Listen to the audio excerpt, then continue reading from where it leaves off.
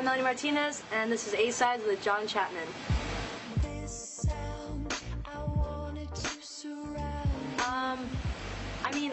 I don't know. I guess I look at it as just a small thing. I mean, I did 3 tours off of it, which was really insane to think about, off of a 4-song EP, you know.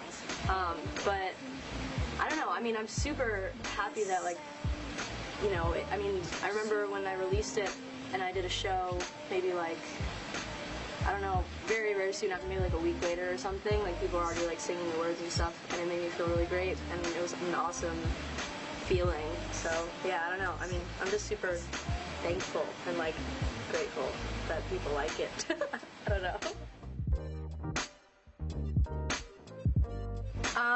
So I really love songs from the 50s and 60s, and that was my second day writing with Cara Diaguardi and CJ Barron, and I was super excited for those sessions because, I mean, Cara's amazing, CJ is amazing, so it was just really awesome, and we were just I can't remember, I was telling her about the theme of my album and you know, all the titles that I had in mind and what I wanted to write about, and we're talking about no one showing up to my birthday party, and then she kept saying that I sounded like Judy Garland, and was saying that she that I had this old tone to my voice that just kept bringing her to that era or whatever. So we just listening to a bunch of songs from the 60s, and we were we were just completely we were wait a minute, this is insane.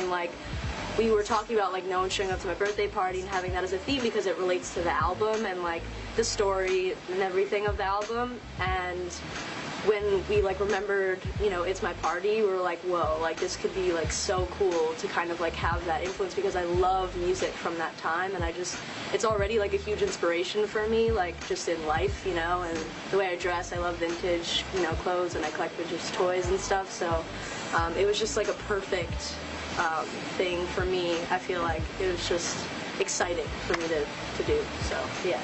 That's cool.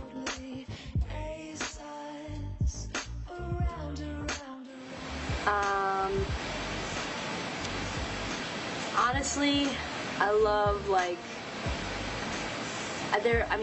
also music from that time. I love this song called Like I Do by Maureen Evans, and that song recently has been getting me, I mean, I get super stressed out real easy, and that song kind of calms me down for some reason, and kind of brings me to this happy place. I don't know why. Recently that's been it, but Coco Rosie usually does it for me. I'm just instantly happy and kind of in my zone. I don't know, it's really weird. Yeah.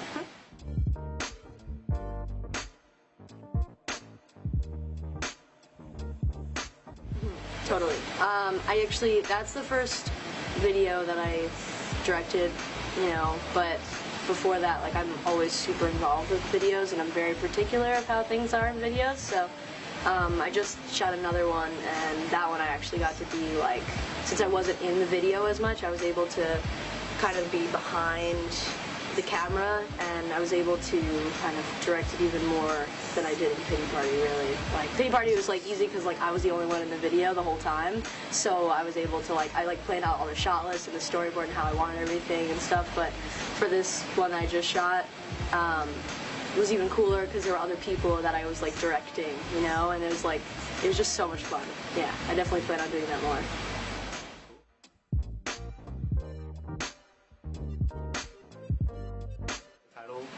Well, okay, so Crybaby is basically, it's like a fairy tale version, like a character, basically, but it's a fairy tale version of myself, so it's not the you know, pretty princess, sparkly, perfect version of myself. It's more of the really dark, imperfect, and kind of insecure part of myself, and throughout the album, I went from, when I first started it, basically, I was super insecure, and Crybaby was more of an insult in my head. That's what I was called as a kid, because I was so emotional, so over emotional, and got really stressed out about it because I hated how people viewed me because of that, you know, stuff like that, and I was just super insecure, and I was like that in the beginning of the writing process, when I wrote Dollhouse and all that, and Crybaby was something that I really wanted to talk about because it was writing's therapy for me, so I kind of just wanted to get that out, and once I figured out about, like, that I wanted to write about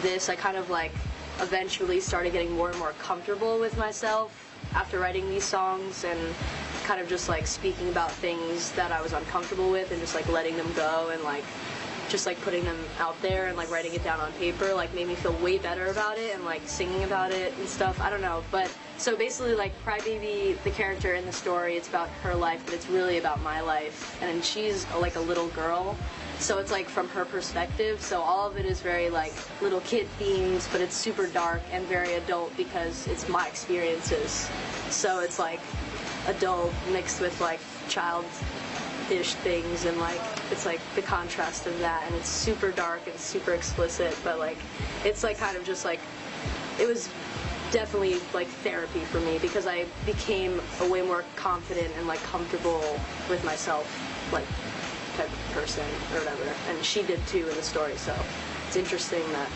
that happened. Yeah. I don't know.